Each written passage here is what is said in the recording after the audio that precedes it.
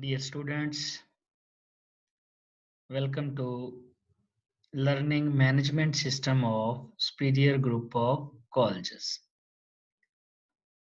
आज का हमारा लेक्चर है लेक्चर नंबर 7 और ये लेक्चर है about mass spectrometry. Mass spectrometry हम दो लेक्चर्स में डिस्कस करेंगे। पहले लेक्चर में हम mass spectrometry definition, basic principle और उसके 5 पार्ट्स डिस्कस करेंगे जो कि डेम्पस्टर मैस स्पेक्ट्रोमीटर में थे। Dear students, mass spectrometry is a technique which is used to measure the relative atomic masses of different isotopes of an element. ये एक technique है जिससे हम मैस निकालते हैं।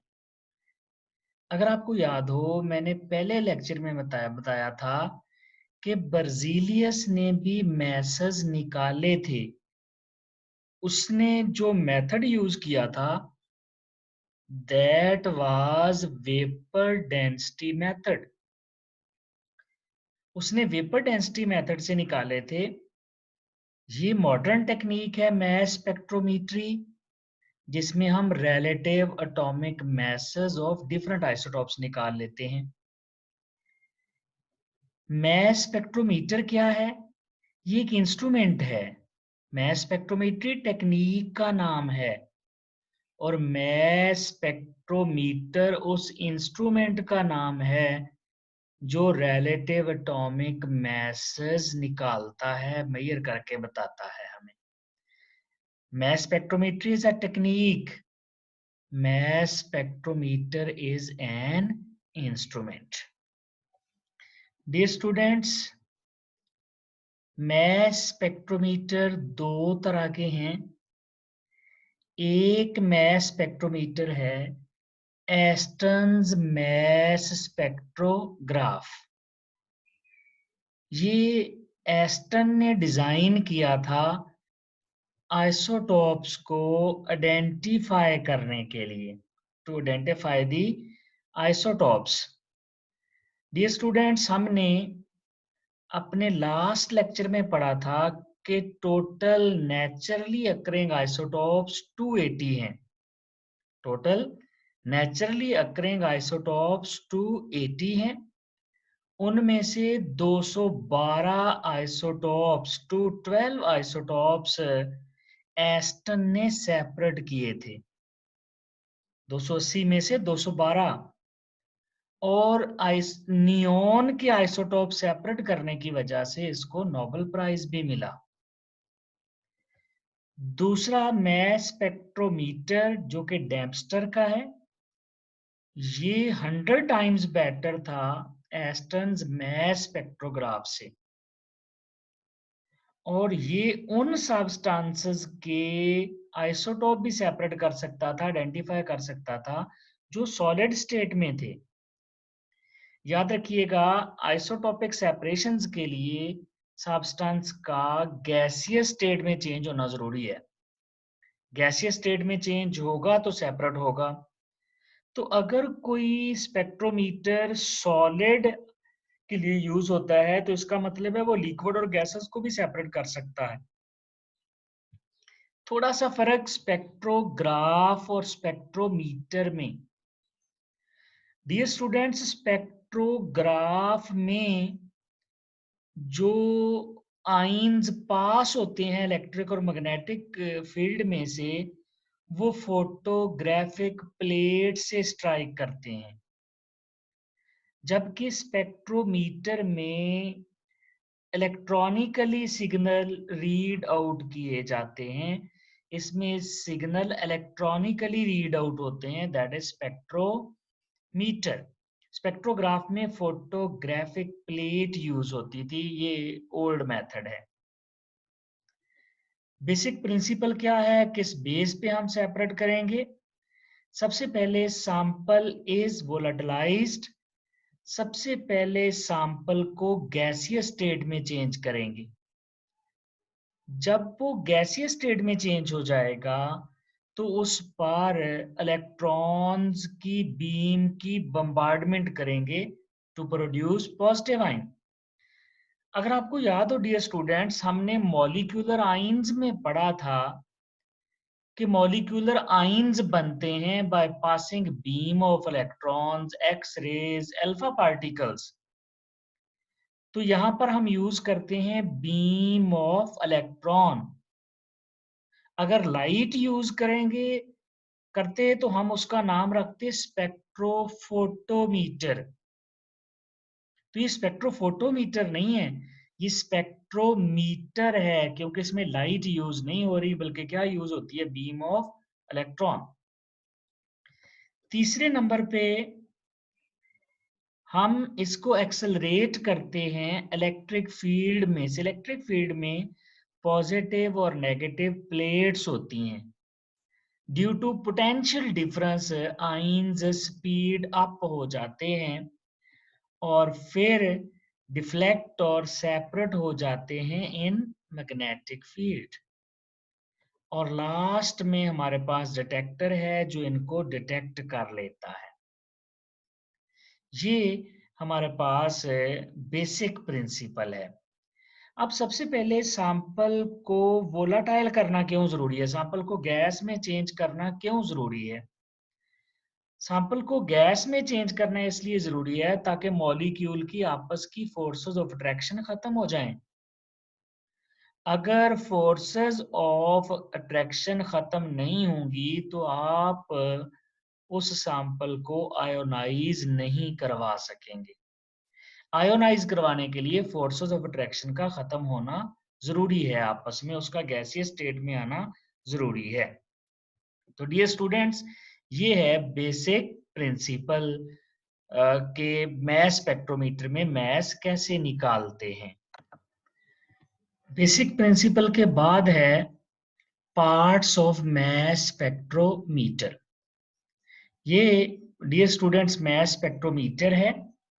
सबसे पहले है सैंपल इनलेट।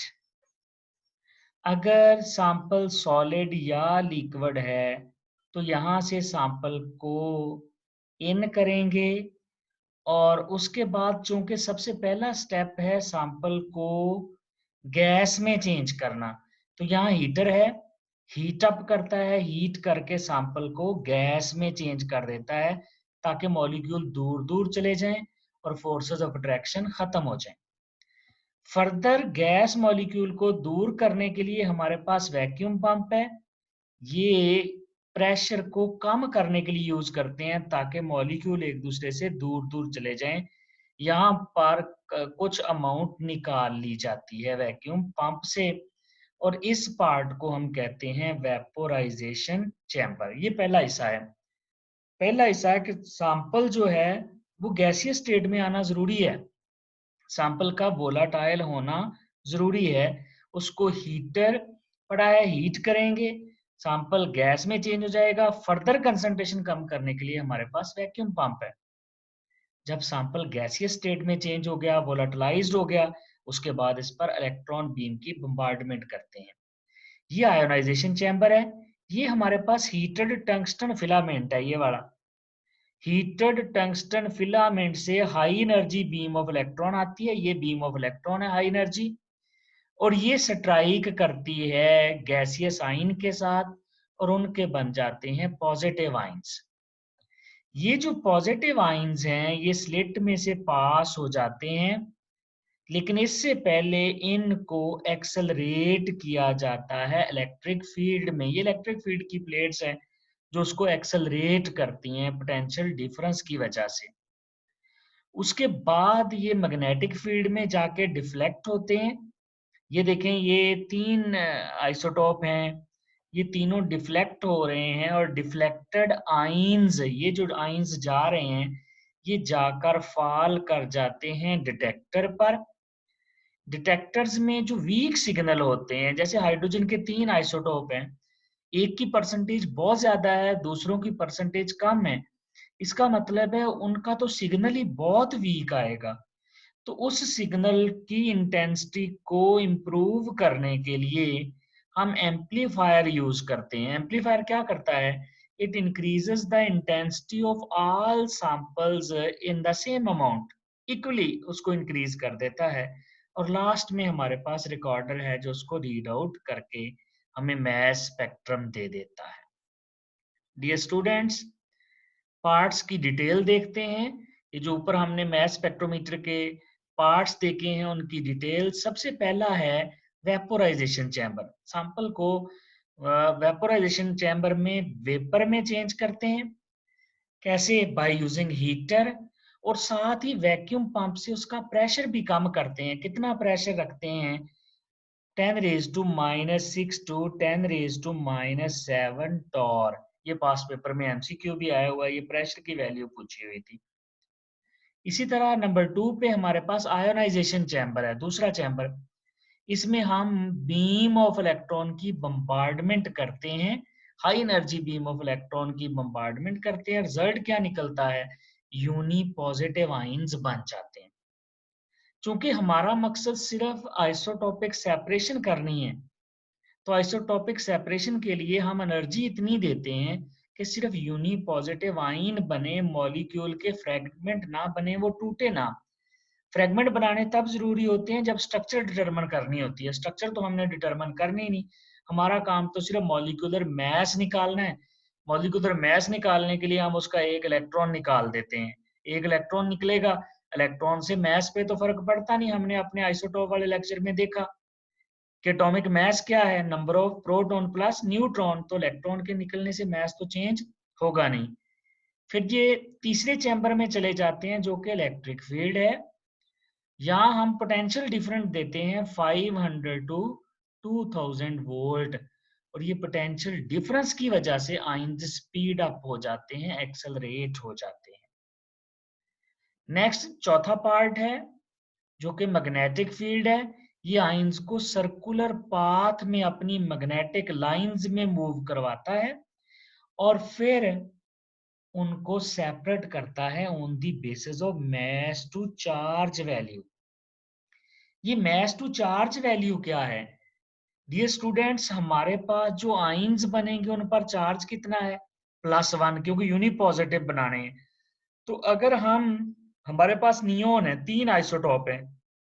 अगर नियोन 20 देखें, मास कितना है? 20, और इस पर चार्ज +1, 20 ओवर +1 कितना आ गया? 20।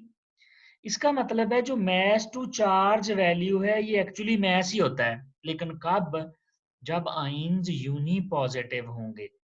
तो हम कह सकते हैं जो यूनी पॉजिटिव आइंस बनते हैं हम मास की बेस पे सेपरेट कर लेते हैं, हम मास ओवर चार्ज की बेस पे सेपरेट कर लेते हैं। एक्चुअली चार्ज लाना जरूरी होता है, क्यों?